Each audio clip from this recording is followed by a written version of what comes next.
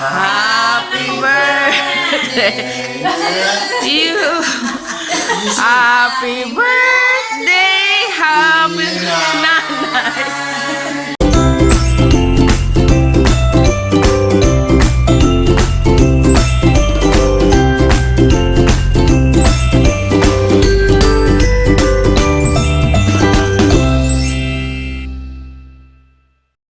Hello, good evening. Natapos na naman ang araw na lockdown.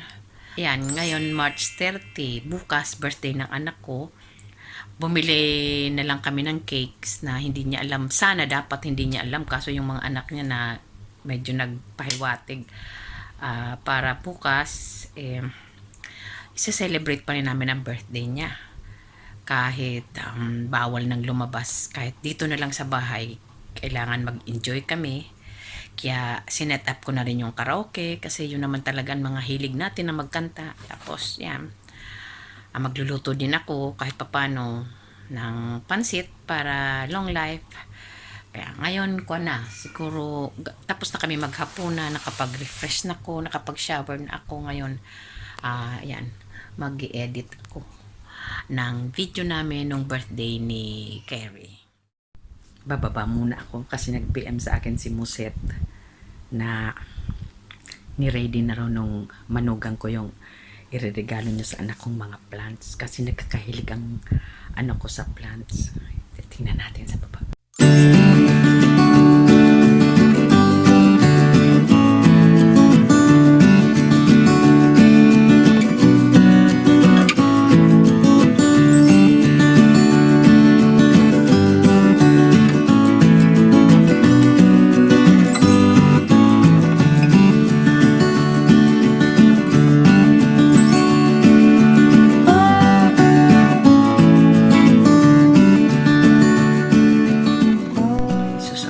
Nagising. Nauna pa rin sa akin yung anak kong nagising. Pero hindi niya pa ito alam itong nasa baba. Yung manugang ko tulog pa din. Gisingin na natin. You will sing, ha? I always said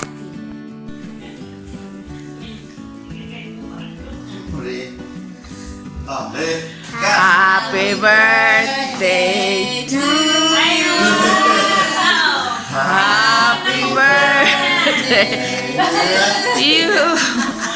Happy birthday, happy nanay. Happy birthday to you. Hooray! Hooray! Happy birthday! Thank you. You close all your plants. Yes, now there's new plants. Magagaling na. Yay! Sana mabuhay ka ni. Oh, Muset. Yay! Ayan pa, kay Muset, oh. Ay, wow! Thank you, Seth. Ay, ay, birthday. Ay, gusto ko ni. Thank you. Chacha, nagatanong thank you sa lahat-lahat. Ayan, nagtrabaho na yung anak ko. Pumasok na sa work. Ayan. Ihilamos na. Tapos, ayan, iisip na naman kung anong magagawa habang lockdown. Siguro pang 3 weeks ko na to, lockdown, na hindi lumalabas. Kasi takot ako kasi nga magsi-16 na ako. Yun daw ang mahirap na madapuan ng virus na yan, yung mga sa edad ko pataas.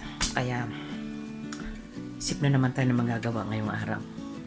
Ayan, tapos na akong maglinis ng bahay, magpakain ng mga apo ko, tapos naglalaban ako. Ngayon naman, mag-iisip na ako ngayon ng gagawin ko habang lockdown para ma-divert ang isip ko. Day and night, worry ako sa family ko sa Pinas, yung mama ko lalong-lalo na kasi may edad na, yung mga kapatid ko, yung mga anak ko na nasa Naga City. Kaya kailangan ma-divert ang isip ko sa mga gawain para hindi ako nag-iisip. mga bata. Yan lang, manonood ng TV. Ito, lagay na ako sa box ng mga possible kung pwedeng magawa. Ito, yung mga, ano bang tawag dito? Yung kitchen cloth na nandyan sa tokador na sobra na. Gagawin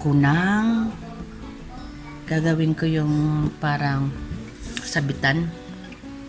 Kasi marami naman ditong mga kitchen cloth.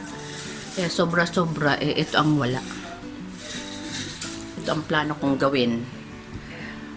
Kasi 3 lang ata ang ganito ni Jonibel.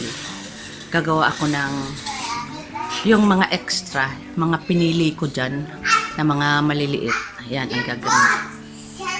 Para may project ako. Ito. Tapos, ito.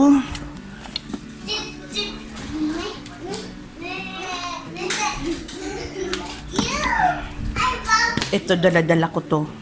Magbalik ng Pilipinas, pagbalik dito.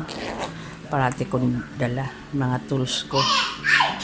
Importante sa akin to. Tapos, ano pa? Buttons. Sige.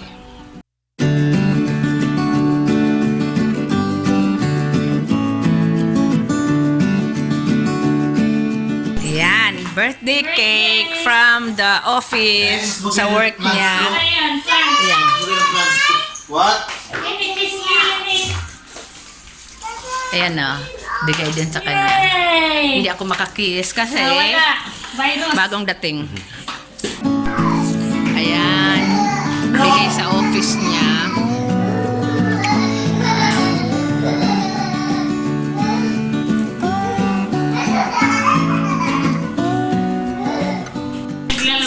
Yan ang birthday. Kahit lockdown, we have to celebrate. Hello! You're not. Hello!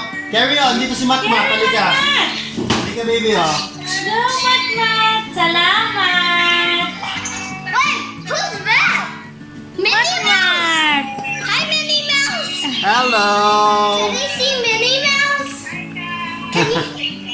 I want to get them. Who's that? Sino yan? Minnie Mouse. That's Tita Giselle. Yan, kahit lockdown, kailangan mag-celebrate. Ayan na yung celebrant. Nagsisimula ng kumain. Para sa Now close your eyes. Pretend you're dead. Ayan. Ang oras is 8:35. Ayan, natapos ko. Ito. 6 lang pala. Kasi marami akong ginawa. Nagluto, nagligpit. Hindi naman ito lahat ang nagawa. Ayan na siya. Nilagay ko na dito. Para pagka nagtututbrush siya, meron ng pamunasan. Ayan, good night. Sana maging safe kayo lahat. Safe tayong lahat. Safe ang ating mga pamilya. Alam ko hindi tayo papabayaan ni Lord. Malalampasan natin ito lahat. Kasi sabi nga nila, virus ka lang. Bye, good night.